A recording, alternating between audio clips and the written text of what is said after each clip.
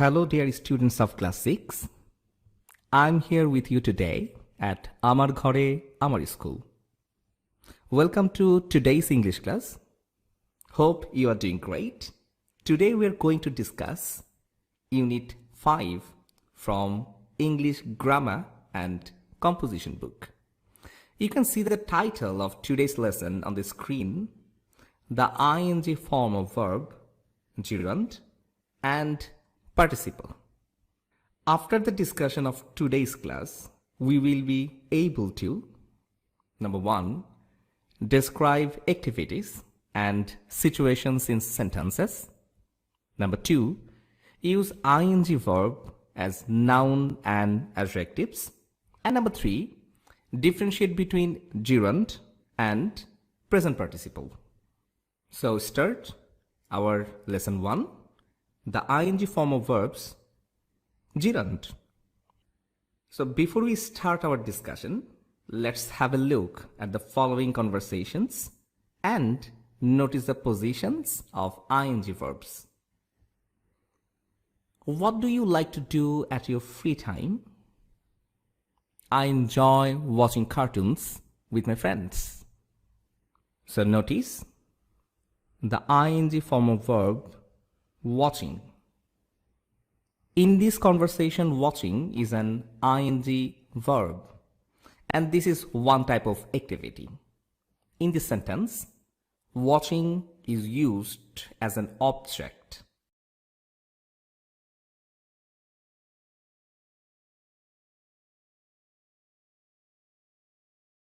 To the verb, enjoy.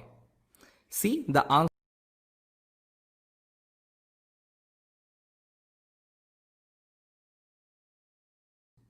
with my friends. So, watching is a part of object. So, we can say, watching is here, ing form of verb. Would you mind closing the door?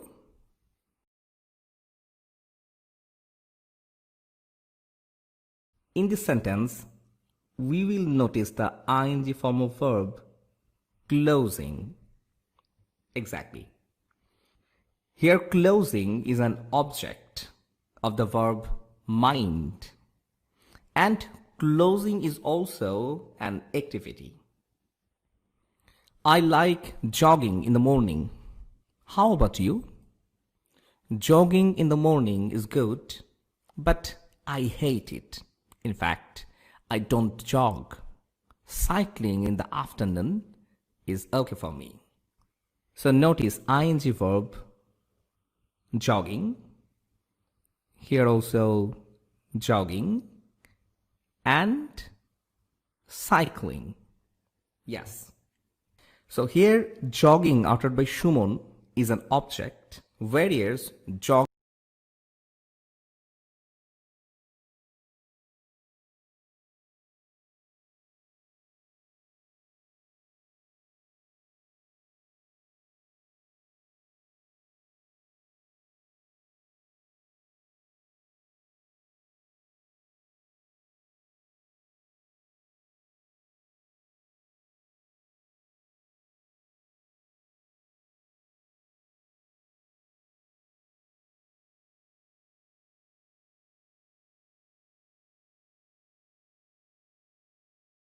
verb but functions as noun.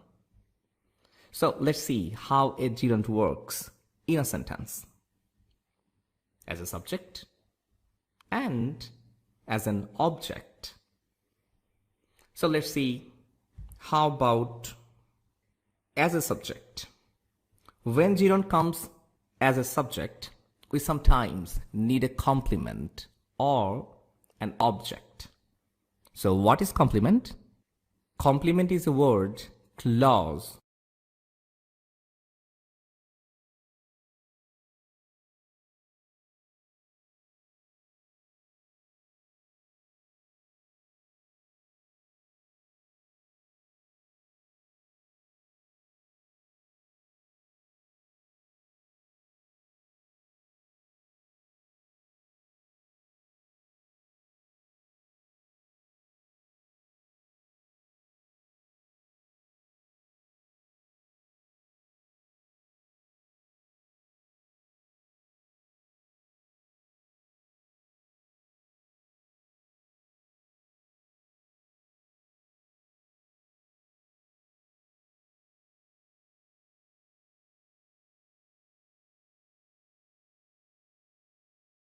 we can say a good exercise is a compliment. So this is gerund and subject, this is linking verb, and this is complement. So what we said? We said complement is needed to complete a given expression. So this is a complete expression.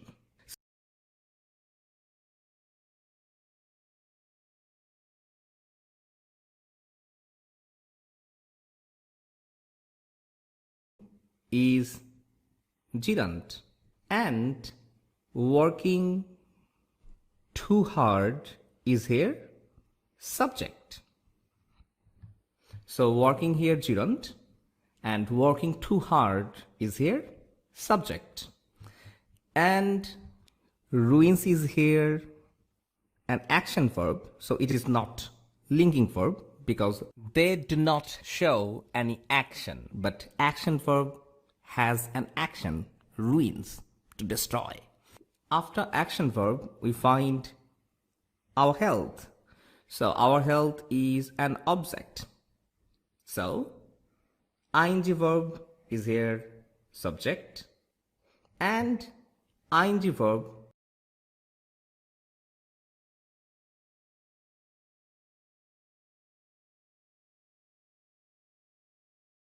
is an object.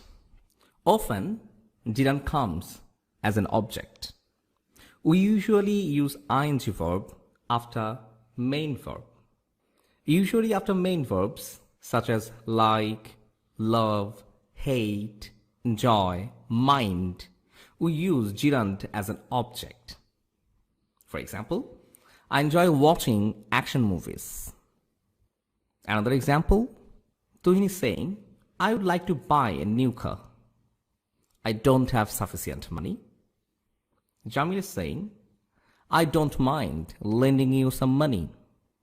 So another example, Rabia is saying, would you mind closing the door, please? It is very cold, isn't it? Rinku is answering, not at all. I was also thinking the same. So notice, I is here the subject, enjoy is the verb, and watching, ing verb, is here gerund, and watching action movies is an object. Okay, see the next example. Notice, in the next example, lending is the ing verb and it is also gerund. It is the object of the verb mind. So we can say lending is a gerund, and this whole part starting with lending is an object. So lending is here the part of an object. So in the last example, we find closing is a gerund. So closing is here a gerund, and starting with closing, this part, closing the door, is an object. Yes, closing the door is an object. So closing is here is similarly part of an object.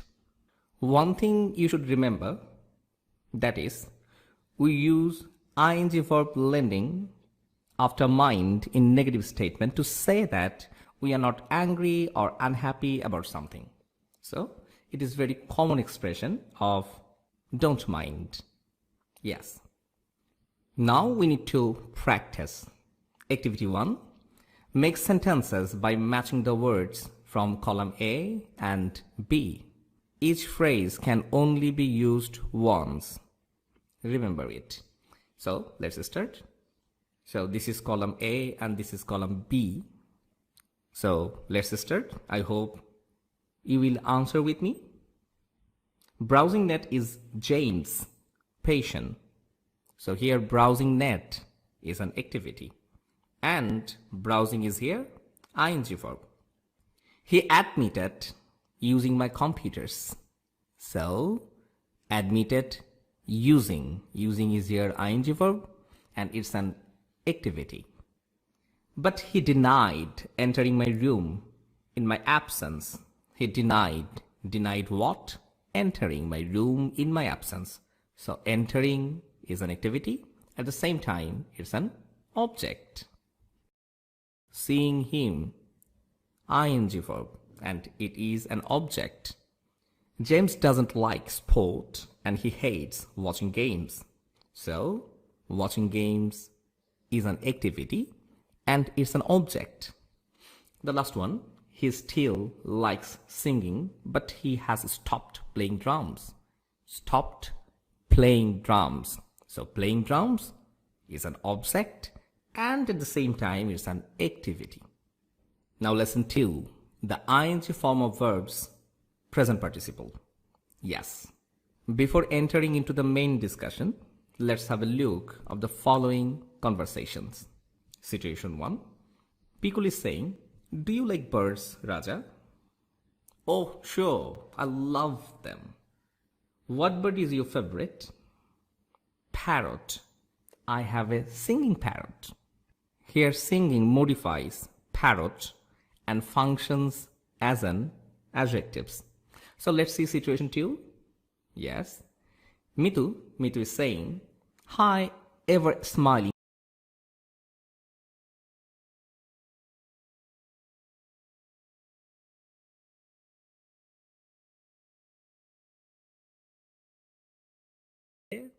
Some students were laughing at a crying girl. She was holding a melting ice cream bar in a hand. When I came back, the book was gone. So in this conversation, we find ing verb smiling. So smiling here modifies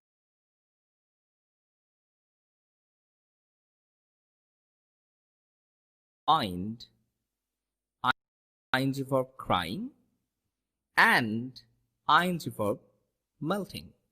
So crying modifies girl and melting modifies ice cream. So in both conversation, we find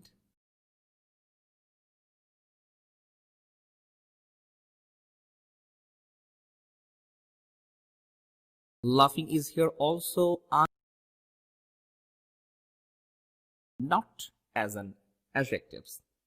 So don't be confused with all ing verb form. So ing verb form sometimes can be main verb, not adjectives. So if not adjectives, it's not our present participle. Yes. Now let's analyze as an adjectives. Ing verbs function as adjectives. So look at the phrases, what we have used. Singing parrot, smiling boy, crying girl, a melting ice cream bar. So we can ask what type of parrot? A singing parrot. So singing works as an adjective. And we can ask what type of boy? A smiling boy. Smiling works as an adjective.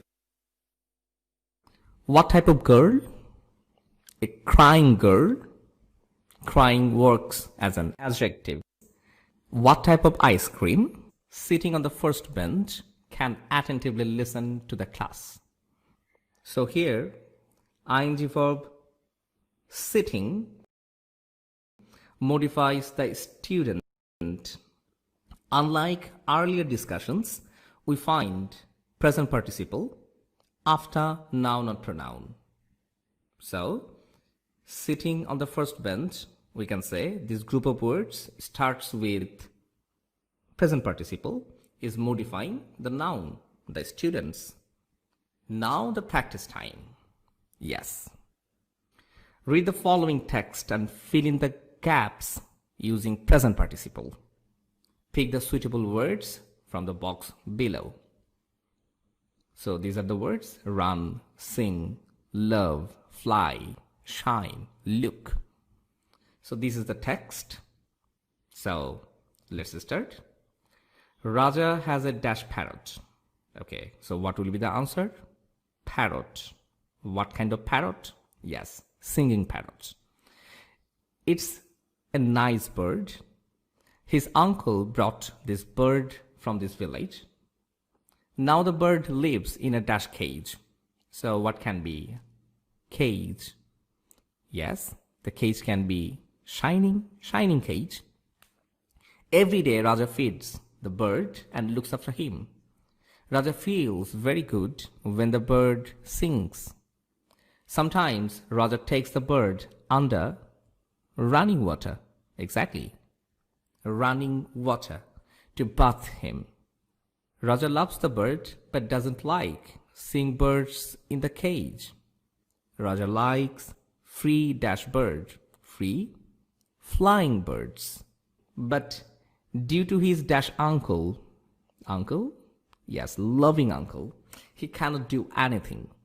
Raja has decided to discuss the matter with his uncle. So I think you get the idea about present participle. All the ing verbs are here used as adjectives. So now we can go versus participle. That means how we can understand this ing verb is gerund and this ing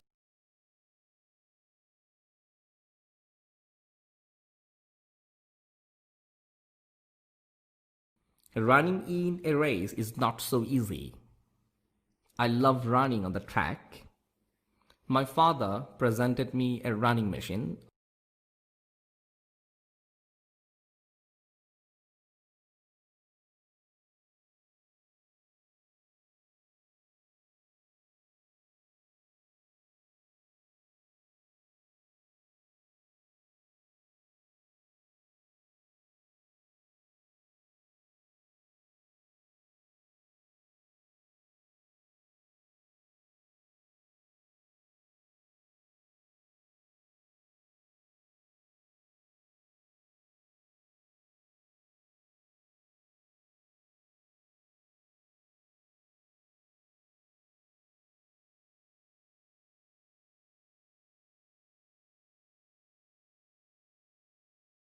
Noun or verbal noun. Yes. So in these first two sentences, running is used as noun. How? This running is actually subject and this running is actually object. So certainly we know as subject and object we use noun. So we can say that in the first two examples, running is used as gerund. Yes. Let's see what about this two example 3 and 4. Here running is actually modifying machine. So it is not noun, it is adjectives. At the same time, the girl running in front of me. So this running is modifying the girl. So it is also an adjective. So certainly we know we use ing form of verb as adjectives when it is present participle. And here is also same. It is also present participle. So when ing form in a sentence is used as a noun, we call it gerund. And when ing form of verb is used as an adjective, we call it present participle. So let's recap what we have learned so far. We have learned the use of ing verb in sentences as noun and adjective. We have learned the difference between gerund and participle, that means present participle. And we have learned about describing activities and situations in sentences. Now there will be homework. So what about the homework?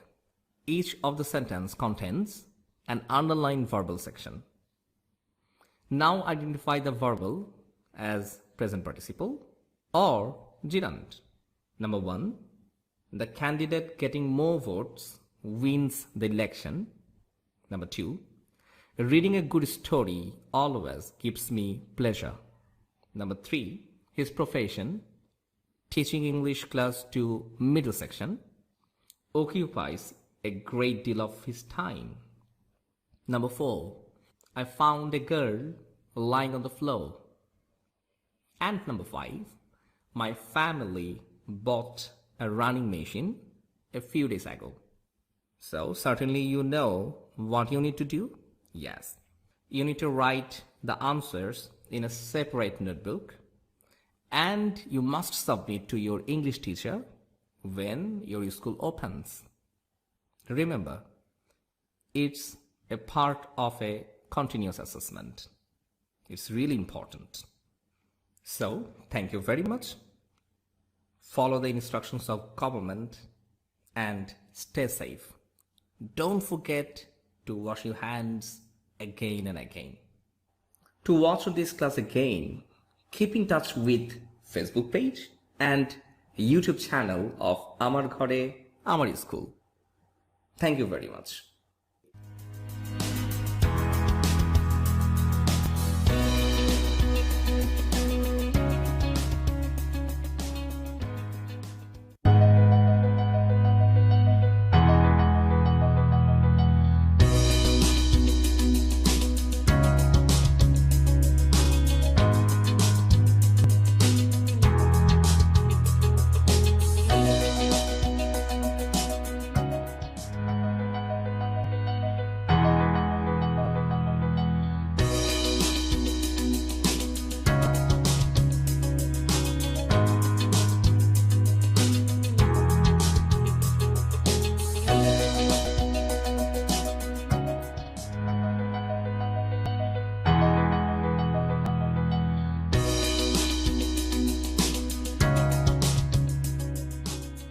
আসসালামু আলাইকুম সুপ্রিয় শিক্ষার্থীরা, আমার ঘরে আমার স্কুলের আজকের ক্লাসে তোমাদের স্বাগতম। আজকে আমরা চতুর্থ অধ্যায়ের আখলাক থেকে আখলাকে জামিমা নিয়ে আলোচনা করব। জামিমার কিছু বৈশিষ্ট্য নিয়ে আমরা আলোচনা করব।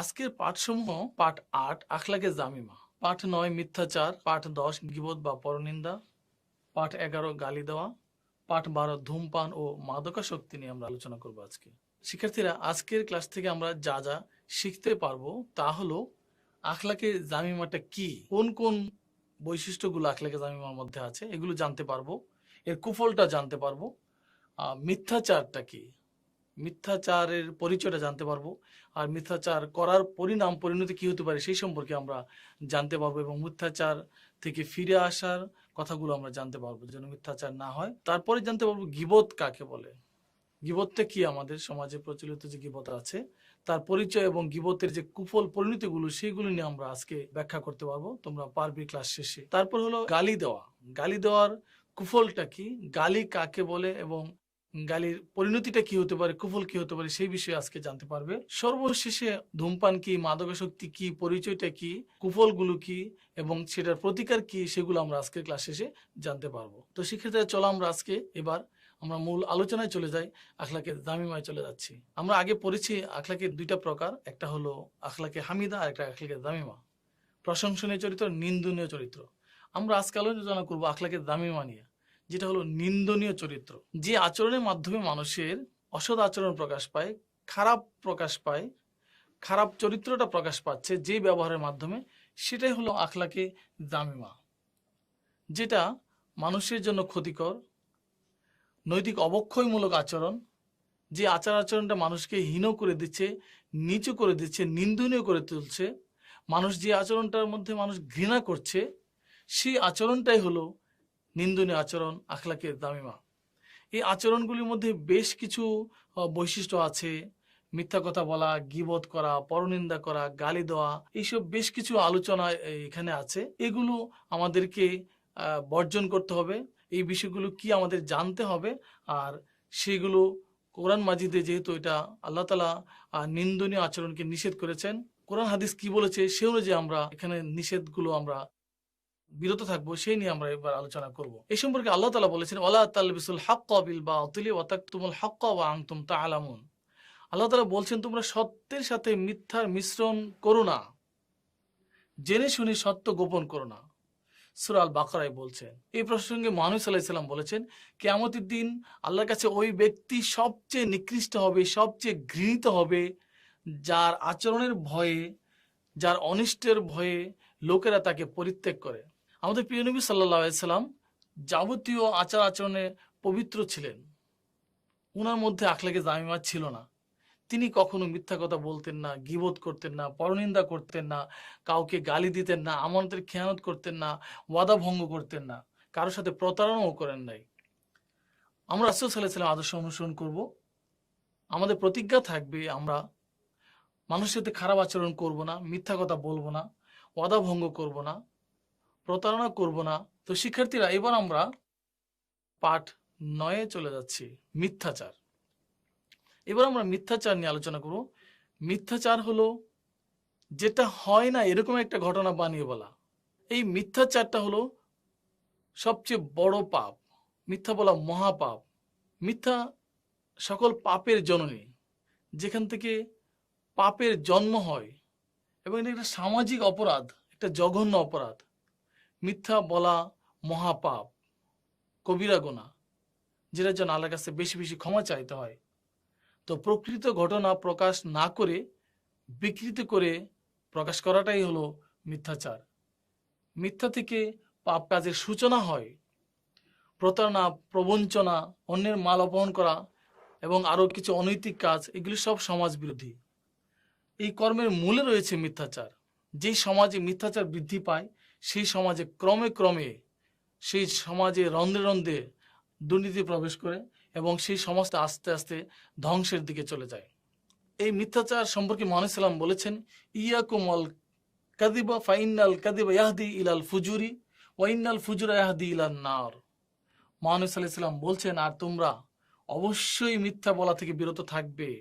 রাসূল সাল্লাল্লাহু আলাইহি ওয়াসাল্লাম নিষেধ করছেন আমাদেরকে আমরা যেন মিথ্যা না বলি। কেননা মিথ্যা কি করছে? আমাদেরকে পাপ কাজের দিকে নিয়ে যাচ্ছে, আর পাপ কাজ কি করতেছে?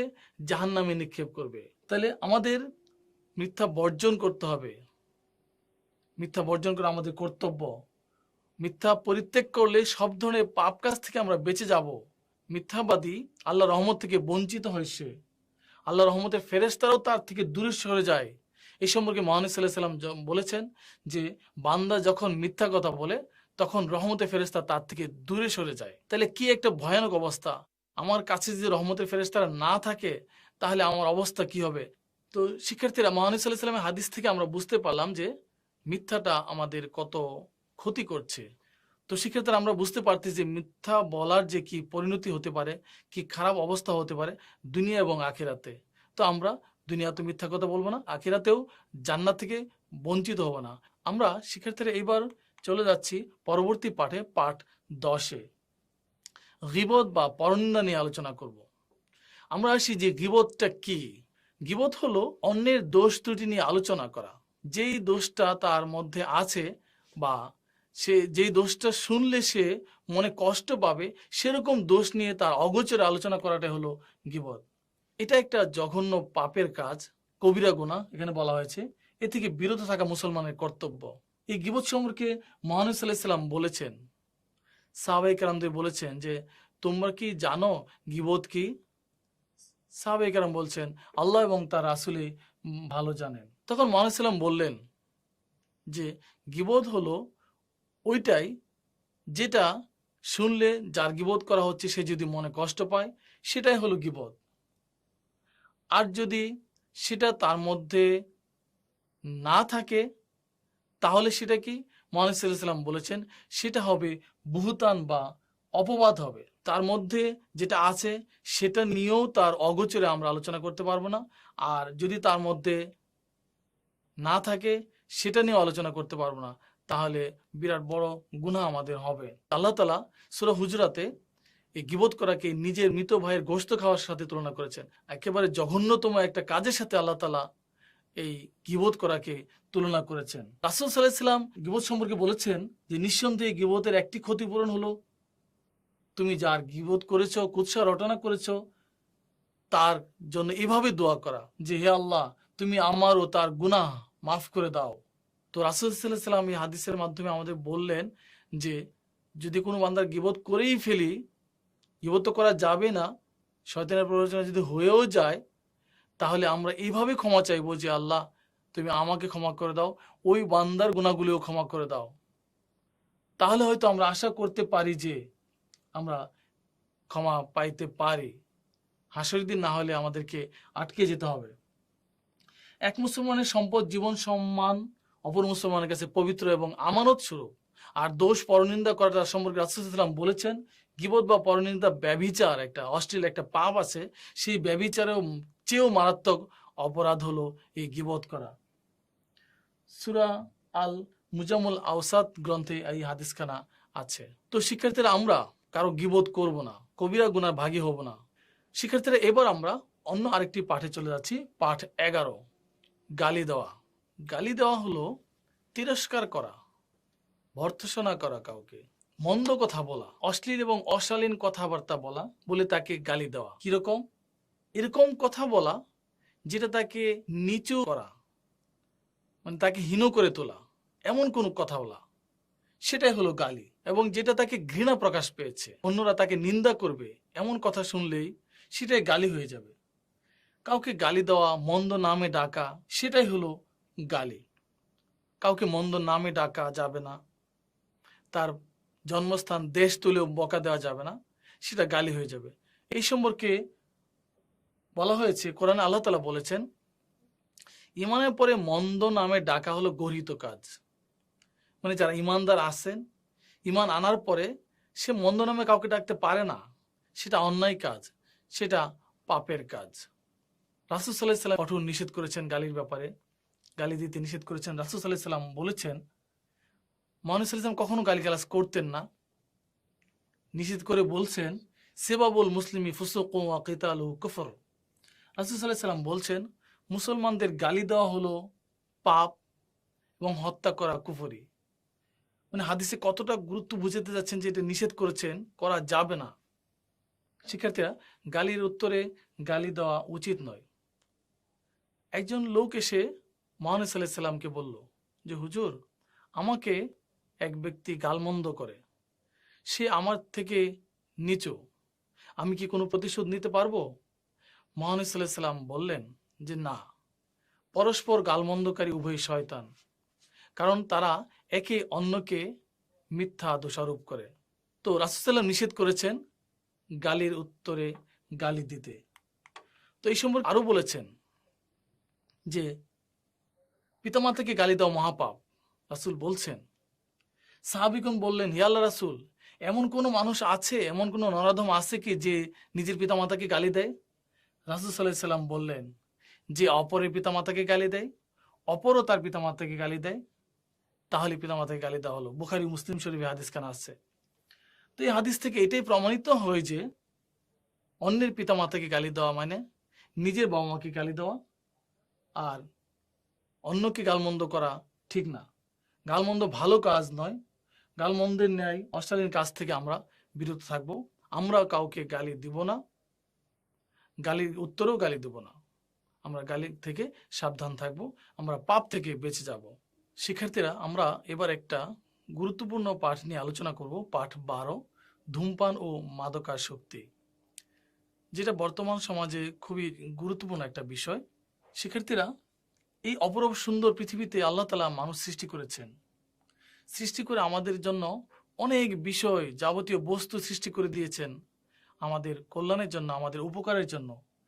তবে এর মধ্যে কিছু কিছু বিষয় আল্লাহ তাআলা বৈধ করেছেন, কিছু কিছু নিষেধ করেছেন, জায়েজ করেছেন, নাজায়েজ করেছেন। কিছু কিছু খাবার আছে, কিছু কিছু আচার আচরণ আছে, এগুলো আমাদের জন্য নিষেধ করেছেন। যেই বিষয়গুলো নিষেধ করেছেন তাদের মধ্যে এই ধূমপান, মাদকাসক্তি একটা অন্যতম। আল্লাহ তাআলা দুনিয়াতে যে খাবারগুলো আমাদের দিয়েছেন, পানীয়গুলো দিয়েছেন, এই সম্পর্কে আল্লাহ বলছেন যে কুলু মিন তাইয়্যিবাতি মা রাযাকনাকুম। আল্লাহ বলছেন যে তোমরা উত্তম ও পবিত্র বস্তু খাও, পবিত্র জিনিসগুলো খাও, যেগুলো আমি তোমাদেরকে রিজিক হিসেবে দিয়েছি। সূরা আল বাকারায় আল্লাহ বলছেন, যেগুলো আমাদের জন্য উত্তম হবে, আমাদের জন্য কল্যাণকর হবে, আমাদের ক্ষতি হবে না, সেই বিষয়গুলো আমাদেরকে খেতে এবং পান করতে বলেছেন আল্লাহ তাআলা। শয়তানের প্ররোচনায় পড়ে মানুষ, যেই খাদ্য পানীয়গুলো আমাদের জন্য নিষিদ্ধ, তো এর মধ্যে ধূমপান এবং মাদকাসক্তি এরকম কিছু নিষিদ্ধ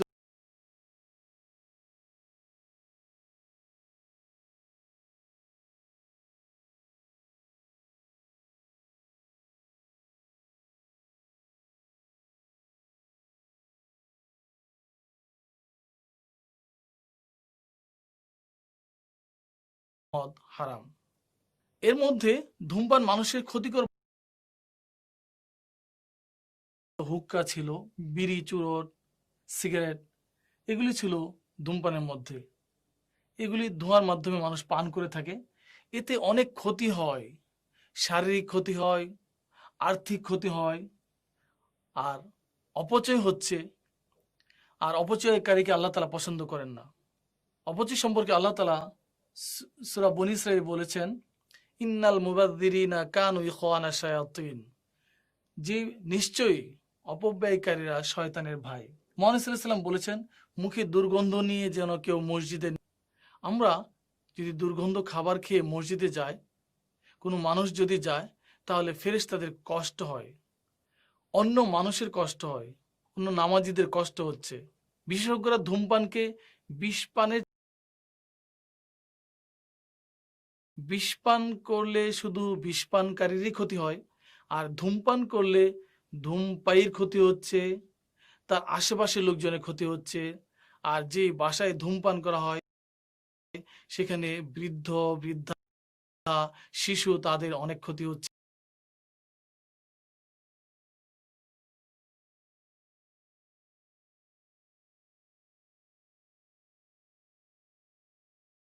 একটা নিকোটিন নামক একটা বিষ আছে। কেউ যদি ওই তামাক পাতা থেকে নিকোটিন নির্যাস বের করে ইনজেকশনের মাধ্যমে শরীরে প্রবেশ করায়, তাহলে সাথে সাথে নির্ঘাত ওই লোকটি মারা যাবে। এমন একটা ক্ষতিকর জিনিস, সেটা এই ধোঁয়ার মাধ্যমে মানুষ পান করে নিজের এবং পরিবেশের অনেক ক্ষতি করছে। এই নিকোটিন বিষের কারণে তার শরীরে অনেক ধরনের ক্ষতি হয় আস্তে আস্তে। গ্যাস্ট্রিক আলসার, ক্ষুধামন্দা, লিভারের সমস্যা, ফুসফুসের সমস্যা, ফুসফুসের ক্যান্সার, শ্বাসকষ্ট, ব্রঙ্কাইটিস, নিউমোনিয়া, আরো অনেক রোগ, হৃদরোগ ইত্যাদি হয়। ধূমপানের কারণে হার্টবিট বেড়ে যায়। আর হার্টবিট যখন বাড়তে থাকে, বাড়তে বাড়তে একটা পর্যায়ে হার্টের অনেক ক্ষতি হয়ে যায়। এই জন্যই এই ধূমপানটা অনেক ক্ষতি করছে। পাশাপাশি ইবাদত বন্দিকিতে অনেক ইবাদতে বিঘ্ন সৃষ্টি হচ্ছে। ধূমপায়ী মুখের গন্ধে অন্য মুসল্লিদেরও অনেক কষ্ট হচ্ছে, অন্য মুসল্লিদের ইবাদতে বিঘ্ন সৃষ্টি হচ্ছে ধূমপানের কারণে। শিক্ষার্থীরা, আমরা এবার গুরুত্বপূর্ণ একটা বিষয় মাদকাসক্তি নিয়ে আলোচনা করব। মাদকাসক্তি কি? যে সকল খাদ্যদ্রব্য বা পানীয় মানুষের মস্তিষ্কের বিকৃতি ঘটায়, চিত্ত ভ্রম করে দেয়, হিতাহিত জ্ঞান লোপ পায়, বোঝা যায় না, হিতাহিত জ্ঞান থাকে না, জ্ঞান লোপ করে দিচ্ছে, সেটাই হলো মাদক দ্রব্য। দেহ এবং মনে বিরূপ প্রতিক্রিয়ার সৃষ্টি করছে। কেউ যদি সেগুলো এরকম কোনো দ্রব্য গ্রহণ করে, তাহলে সেটাই হলো মাদকাসক্তি।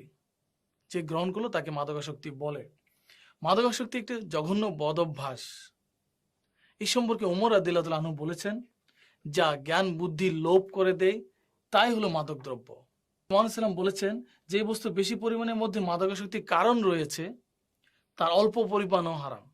এই সম্পর্কে আল্লাহ তাআলা কোরআন মাজিদে এই মাদক দ্রব্য কুফল সম্পর্কে বলছেন, নিষেধ বাক্য করছেন যে, নিশ্চয় মদ, জুয়া, মূর্তি পূজার বেদী, ভাগ্য নির্ণায়ক স্বর, ঘৃণ্য বস্তু এই শয়তানের কাজ।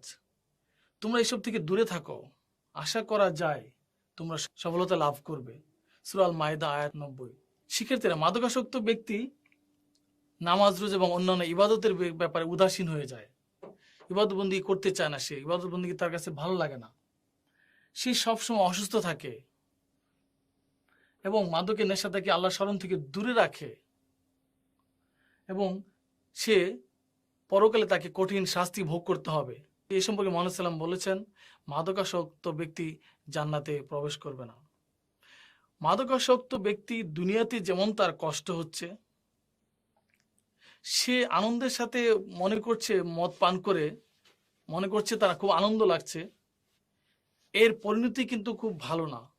আস্তে আস্তে তার স্থায়ী কিছু অসুখ বিসুখ হবে, তার শরীরের লিভার, ফুসফুস, হার্টের এবং আরো অন্যান্য অঙ্গ প্রত্যঙ্গ, কিডনির, এগুলো আস্তে আস্তে সমস্যা দেখা দেবে।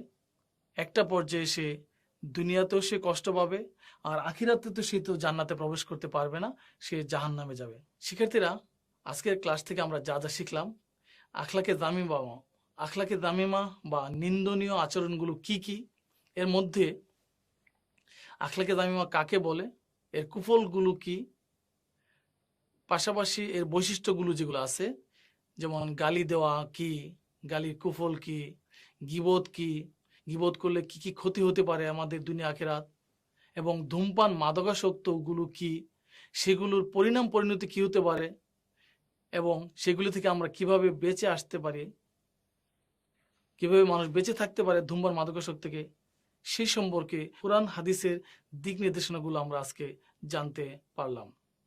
শিক্ষার্থীরা, এবার আজকের ক্লাসের আলোকে তোমাদের ছোট্ট একটা বাড়ির কাজ দিচ্ছি। একটা সৃজনশীল প্রশ্ন তোমরা লিখবে। সৃজনশীল প্রশ্নের উদ্দীপক হলো, বিশ্ববিদ্যালয় জীবনের দুই বান্ধবী ফারজানা ও কাকলি পড়াশোনা শেষে একই ব্যাংকে একই সাথে একই পদে চাকরিতে জয়েন করে। 4 বছর পর কাকলি পদোন্নীত হয়। এতে ফারজানা কিছুটা মনে কষ্ট পায়। কিছুদিন পর থেকে ফারজানা কাকলির বিশ্ববিদ্যালয়ে জীবনের কিছু দোষ ত্রুটি নিয়ে অন্য সহকর্মীদের নিকট সে বলে বেড়ায়। এতে অফিসের কর্মপরিবেশ কিছুটা ক্ষুণ্ণ হয়।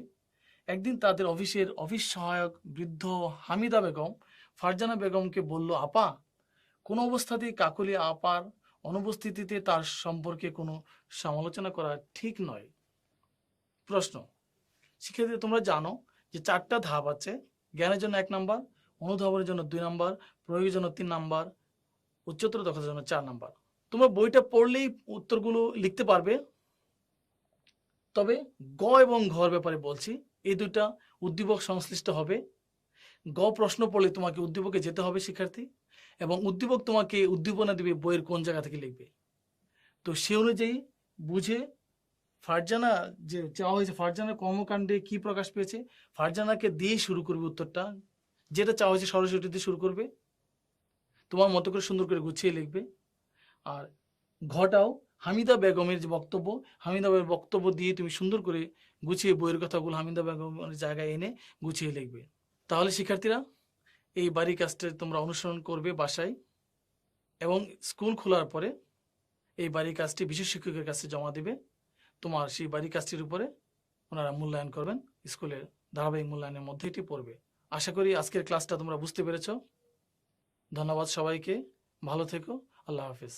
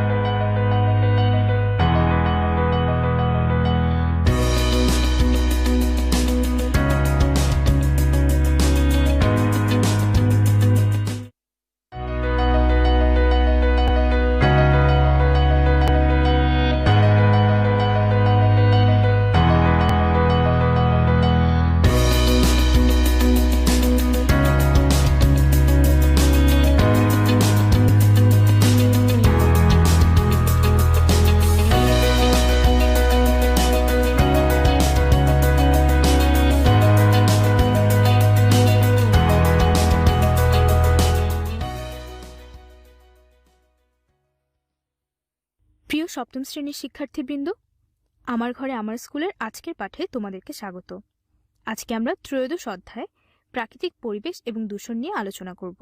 আজকের পাঠে আমরা পরিবেশ দূষণ, পরিবেশের উপাদানসমূহের দূষণের কারণ, মাটি দূষণ এবং পানি দূষণ সম্পর্কে আলোচনা করব। আজকের পাঠ শেষে আমরা পরিবেশ দূষণ ব্যাখ্যা করতে পারব, মাটি দূষণের উৎস ও কারণ ব্যাখ্যা করতে পারব, পানি দূষণের উৎস ও কারণ ব্যাখ্যা করতে পারব। আমাদের আশেপাশে যা কিছু আছে তা নিয়ে আমাদের পরিবেশ, আর এই পরিবেশ যত সুন্দর থাকবে আমরাও তত ভালো থাকব।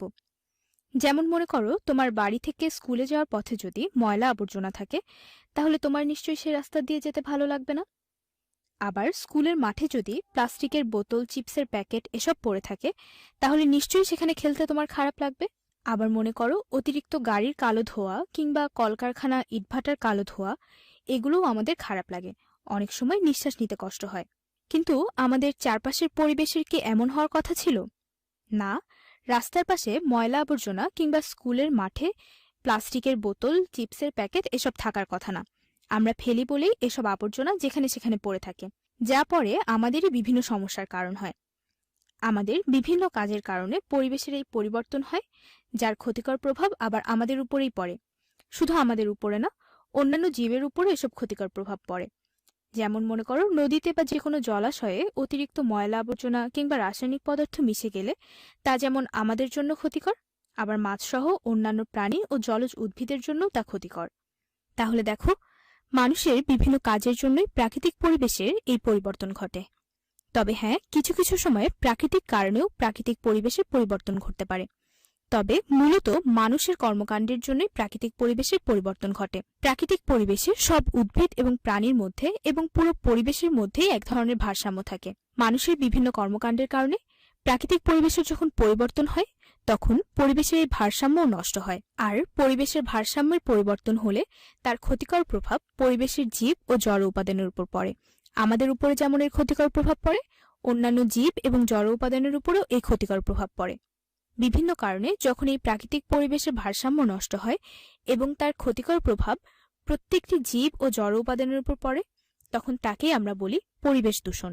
মানুষ বিভিন্ন প্রয়োজন মেটানোর জন্য বিভিন্নভাবে পরিবেশকে ব্যবহার করে, কিন্তু যখন আমরা পরিবেশকে ইচ্ছামতো ব্যবহার করি কিংবা পরিবেশের ক্ষতি হয় বা ভারসাম্য পরিবর্তন হয় এমন কোনো কাজ করি, তখনই পরিবেশের এমন পরিবর্তন ঘটে। পরিবেশের প্রতিটি উপাদানের জন্যই পরে তা ক্ষতির কারণ হয়ে দাঁড়ায়। এই অবস্থাকে আমরা বলি পরিবেশ দূষণ।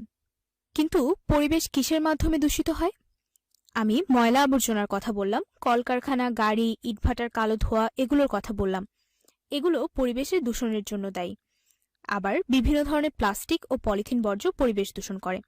কলকারখানার রাসায়নিক পদার্থ, রাসায়নিক সার, কীটনাশক এ সবকিছুই পরিবেশ দূষণের জন্য দায়ী। যেসব পদার্থ সরাসরি পরিবেশ দূষণ করে তাদের বলা হয় দূষক পদার্থ, অর্থাৎ যা সরাসরি পরিবেশ দূষণ করে। দূষণের ইংরেজি হলো পলিউশন,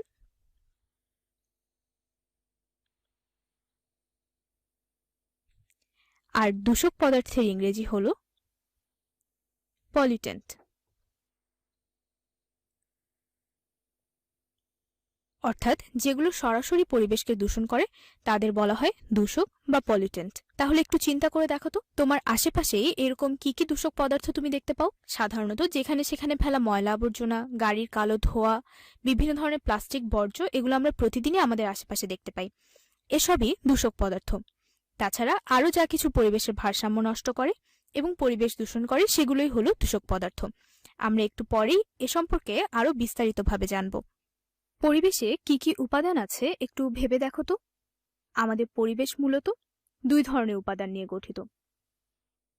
আমাদের পরিবেশের উপাদানগুলোর মধ্যে আছে জীব উপাদান এবং জড় উপাদান।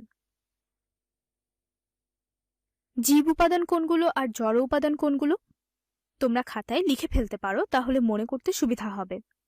জীব উপাদানের মধ্যে আছে সকল উদ্ভিদ এবং সকল প্রাণী। আর জড় উপাদানের মধ্যে কি কি আছে? জড় উপাদানের মধ্যে আছে পরিবেশের বিভিন্ন উপাদান, যেমন মাটি, পানি, বায়ু, এসব কিছুই হলো পরিবেশের জড় উপাদান। তাছাড়াও আমাদের আশেপাশের পরিবেশের সকল উপাদানই জড় উপাদানের অংশ। তো পরিবেশ যখন দূষিত হয়, বা আরো নির্দিষ্টভাবে বললে পরিবেশের এসব উপাদান যখন দূষিত হয়, তখন পরিবেশের জীব এবং জড় প্রতিটি উপাদানের উপরেই এই দূষণের প্রভাব পড়ে। পরিবেশের এই জীব উপাদান এবং জড় উপাদানের মধ্যে যে ভারসাম্য থাকে, পরিবেশ দূষণের ফলে এই ভারসাম্য নষ্ট হয়। আর পরিবেশের ভারসাম্য নষ্ট হলে তা পরিবেশের প্রতিটি উপাদানের জন্যই ক্ষতিকর। পরিবেশ দূষণের ফলে তাই সকল জীব যেমন ক্ষতিগ্রস্ত হয়, তেমনি সকল জড় উপাদানের উপরও এই ক্ষতির প্রভাব পড়ে। অর্থাৎ পরিবেশ দূষণের প্রভাব আসলে পরিবেশের প্রতিটি উপাদানের উপরেই পড়ে। কিন্তু পরিবেশ কিভাবে দূষিত হয়? এতক্ষণ আমরা কিছু কিছু উদাহরণ থেকে পরিবেশ দূষণের কিছু কিছু কারণ সম্পর্কে ধারণা পেয়েছি। তবে পরিবেশ দূষণ আরো নির্দিষ্টভাবে বুঝতে হলে পরিবেশের প্রতিটি উপাদান কি করে দূষিত হয় তা দেখা যায়। আবার একটু মনে করে দেখো তো, পরিবেশের উপাদানগুলো কি কি? পরিবেশের উপাদানগুলো হলো মাটি, পানি এবং বায়ু। এগুলো হলো পরিবেশের মূল উপাদান। তাহলে চলো আমরা একে একে দেখি এসব উপাদান কিভাবে দূষিত হয়, কোন ধরনের দূষক পদার্থ এসব উপাদানের দূষণের জন্য দায়ী। এখন চলো তাহলে দেখি মাটি দূষণের কারণ ও উৎসগুলো কি কি। আমরা মাটির উপরেই বসবাস করি, তাই মাটি দূষণের প্রভাব পরিবেশের বাকি প্রতিটি উপাদানের উপরই পড়ে। কিন্তু প্রশ্ন হলো, মাটি কিভাবে দূষিত হয়? যেখানে সেখানে ময়লা আবর্জনা ফেলা একটি বড় সমস্যা। তবে গৃহস্থলী আবর্জনা যেগুলো, যেমন মনে করো বাসি পচা খাবার, সবজি, ফলমূলের খোসা, এগুলো সহজেই মাটিতে মিশে যেতে পারে। তার কারণ হলো মাটিতে বিভিন্ন ধরনের ব্যাকটেরিয়া থাকে। এসব ব্যাকটেরিয়া গৃহস্থলী আবর্জনাগুলোকে মাটিতে মিশে যেতে সাহায্য করে। তবে সমস্যা হলো আমরা আরও এমন কিছু আবর্জনা মাটিতে ফেলি যা ব্যাকটেরিয়া মাটির সাথে মিশিয়ে ফেলতে পারে না। এগুলো বছরের পর বছর একই অবস্থায় থেকে যায়। তখন এসব পদার্থ মাটি দূষণের সবচেয়ে বড় কারণ হয়ে দাঁড়ায়। তো কোন ধরনের আবর্জনা মাটিতে মিশে যেতে পারে না? এরকম সবচেয়ে বেশি যে আবর্জনা আমরা মাটিতে ফেলি তা হলো বিভিন্ন ধরনের প্লাস্টিক জাতীয় পদার্থ এবং পলিথিন জাতীয় পদার্থ। প্লাস্টিক এবং পলিথিন বহু বছর মাটিতে একইভাবে থাকে, মাটিতে মিশে যায় না। মাটিতে থাকা ব্যাকটেরিয়া প্লাস্টিক বা পলিথিন জাতীয় পদার্থকে পচিয়ে মাটির সাথে মিশিয়ে ফেলতে পারে না। শুধু প্লাস্টিক বা পলিথিন না, কাঁচও এ ধরনের পদার্থ। কাঁচও মাটিতে অবিকৃত অবস্থায় অনেকদিন থেকে যেতে পারে। ফলে এগুলো যখন আমরা মাটিতে ফেলি তখন মাটির গুণাগুণ নষ্ট হয়। অর্থাৎ এগুলো মাটিতে ফেললে মাটির উর্বরতা হারায়। যেমন দেখো, এখানে ছবিতে দেখতে পাচ্ছ বিভিন্ন ধরনের প্লাস্টিক, পলিথিন জাতীয় পদার্থ মাটিতে ফেলা হয়েছে। ফলে এখানকার মাটি দূষিত হচ্ছে, এখানকার মাটি উর্বরতা হারাচ্ছে। মাটি দূষণের আরেকটি বড় কারণ হলো কলকারখানার বর্জ্য। শিল্প কারখানার বিভিন্ন ধরনের রাসায়নিক বর্জ্য মাটি দূষণ করে। রাসায়নিক বর্জ্য পদার্থ বলতে আসলে কি বোঝায়? দেখো, শিল্প কারখানায় বিভিন্ন ধরনের রাসায়নিক পদার্থ ব্যবহার করা হয় যেগুলো ওইসব জিনিস উৎপাদনের জন্য কাজে লাগে, কিন্তু মাটির জন্য এগুলো মারাত্মক ক্ষতিকর। এগুলো সহজে মাটিতে মিশে যায় না, আবার মাটিতে মিশে গেলেও এগুলো মাটির স্বাভাবিক গুণাগুণ নষ্ট করে দেয়। মাটির স্বাভাবিক গুণাগুণ নষ্ট হলে মাটি দূষিত হয়ে পড়ে। এসব পদার্থ অন্যান্য জীবের জন্য, বিশেষ করে উদ্ভিদের জন্য মারাত্মক ক্ষতিকর। আবার জমিতে ফসল ফলানোর জন্য রাসায়নিক সার ব্যবহার করা হয় জমিতে।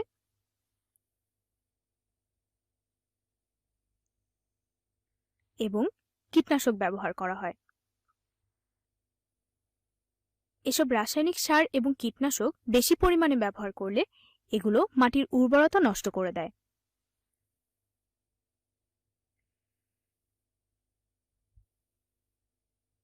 দেখো, এসব পদার্থ মাটির উর্বরতা নষ্ট করলে তখন আবার ফসলেরই ক্ষতি হয়।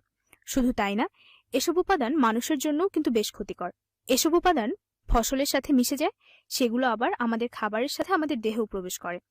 তাহলে বুঝতে পারছো কিভাবে এসব রাসায়নিক সার কিংবা কীটনাশক আমাদের ক্ষতি করে। মোট কথা হলো, যা কিছুর কারণে মাটির স্বাভাবিক গুণাগুণ নষ্ট হয় সেগুলোই মাটি দূষণের উৎস। পরিবেশের আরেকটি মূল উপাদান হলো পানি। পানি ছাড়া কোনো জীবের পক্ষেই বাঁচা সম্ভব না।